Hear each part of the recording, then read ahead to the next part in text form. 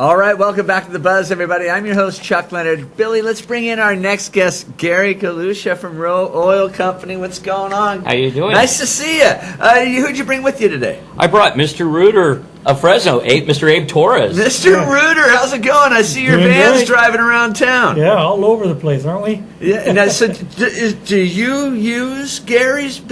Yeah, we've been using them for the last 5 years. Really? And tell me why you would use them.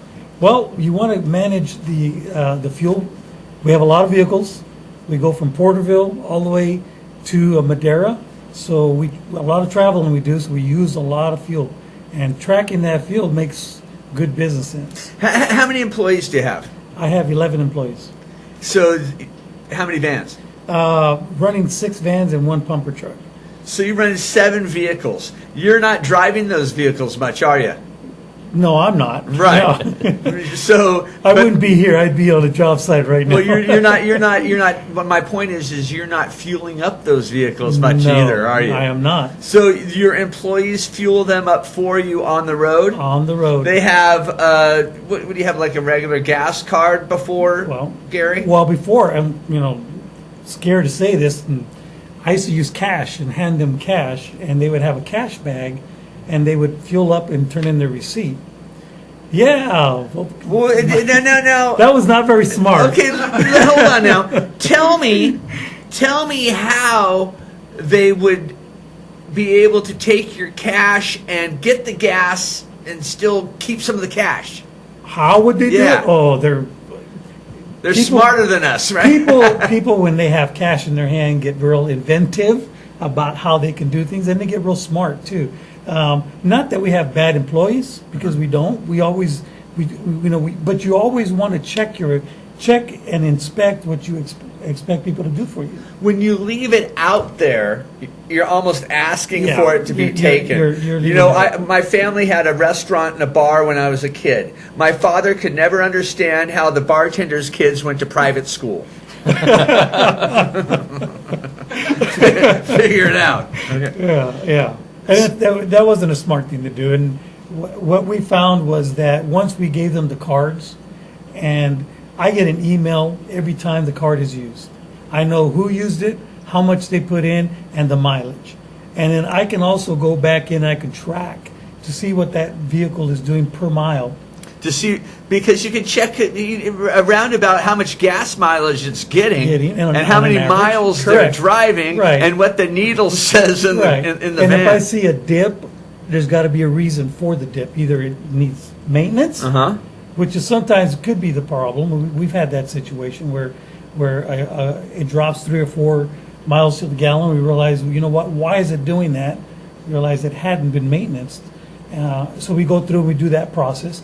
But one of the other things it does for us is that it keeps everybody honest. Right. Keeps everybody honest all the time. And it keeps fuel in the vans. It keeps fuel in the vans. It keeps me from having to interrogate my employees when I don't need to. I could just click. Worry about business. Worry about business. Click in here and see what they've done, what's going on, and look at their mileage. And I know that that van and that plumber that's out there is being profitable because I'm taking care of my side of it. Have you figured out how much Gary saved you? Have I figured? You know what? I don't want to know. Is that a fair answer? Because I used that cash bag system for almost 8 years. So I don't want to really know that answer, but I do know this.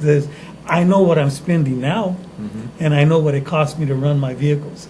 And that makes me a better businessman and gives me the ability to give better business to my customers. Awesome. Now, Gary, when he came to you, when he told you that he was running the cash system, what did you say? Well, I knew he was a perfect customer for me. I said, anybody that's given an employee credit cards or cash, we know. I mean, they walk into the station, they hand the cash, or they take and Gabe gives them $40, and they put 20 in their personal vehicle, and they put 20 in the van. They give Abe a receipt for 40, and so Abe's got his receipt, and then at the end of the month, Abe's got all these receipts, and he spends all these hours monitoring and that, and we took all that work away from Abe so he can run his business. So every time they use gas, he gets an email that tells them that he's just spent money. Yeah. Yeah. Tells them what time, when, where, what product they bought. Awesome. How's the plumbing business, Abe? It's fantastic. Is it? It's doing great. How long have you been doing Mr. Rooter? I've been doing it the last 5 years. Is that all? Because it seems like I've seen you around for. I mean, I've seen those vans everywhere. Yeah. No, Mr. Rooter's been around in the area for quite a while. I bought the business about 5 years ago. Okay. So yeah, and we've been doing great. It's been, everything that we do within the system of what Mr. Rooter has made for us as a franchise. So we just jump in feet first, head first. We're in the system, and that's what we try to do every single day. It's just to make Mr. Rooter as we want you to see them on the road and recognize who we are. That's what we want. I tell you, when they told me Mr. Rooter was coming on, I'm like, there can't be much more of a local business than Mr. Rooter. Yeah, that's right.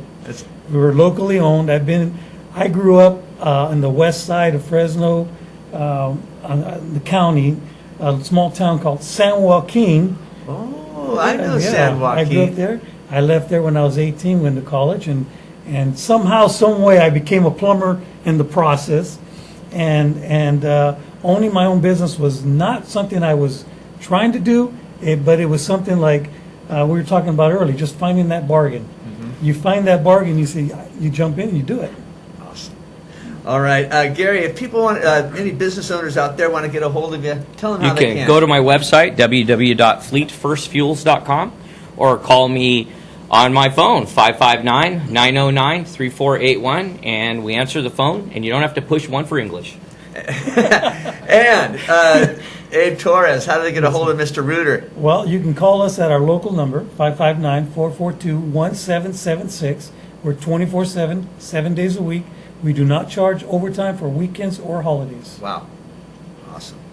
Oh, very, very nice to meet you. Thanks for coming on. Pleasure. Hey, we're going to take a quick commercial break. When we come back, we get to meet another one of Gary's customers who has a great story, too. Stick around.